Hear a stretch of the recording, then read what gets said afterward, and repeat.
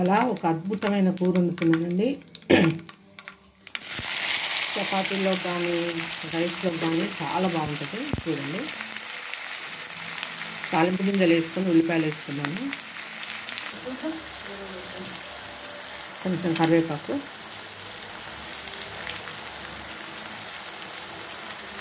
కొంచెం కొత్తిమీర కాడలు. కొత్తిమీర మనం కోసుకొని ఉంటాం కదా, వెనకాలం అన్నమాట.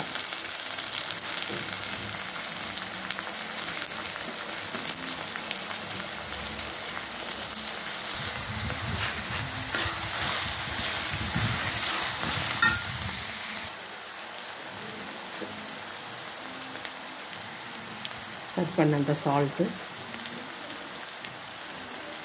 బీరకాయకి తక్కువ పడుతుందండి. పసుపు,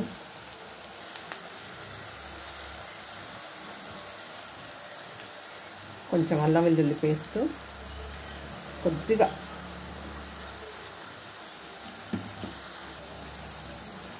కొద్దిగా కారం అండి, కమ్మగా ఉండడం కోసం.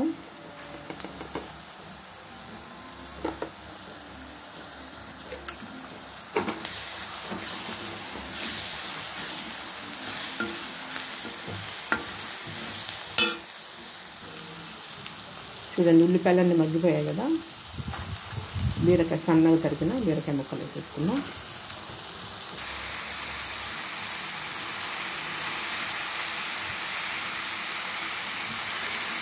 చూడండి, బీరకాయలు వేసుకొని చక్కగా కలుపుకోండి.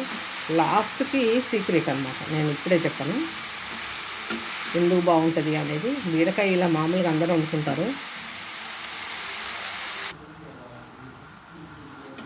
చక్కగా దగ్గరికి మగ్గనివ్వండి.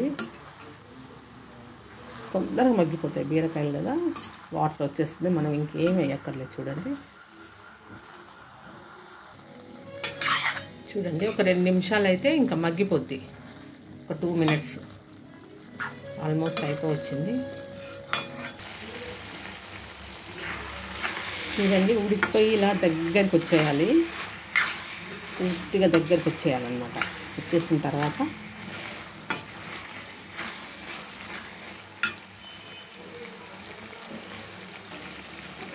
చూడండి, ఇంత దగ్గరికి వచ్చేసిన తర్వాత దీంట్లో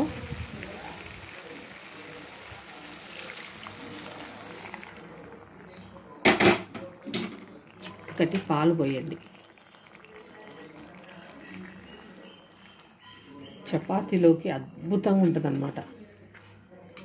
చూడండి, చాలా గ్రేవీగా చాలా టేస్టీగా ఉంటుంది. ఇట్లా ఒక్క 2 మినిట్స్ ఉంచండి. చక్కగా కొత్తిమీర వేసేసుకోండి. అద్భుతమైన బీరకాయ కూర పాలు వేసి వండుకోవాలండి. ఇట్లా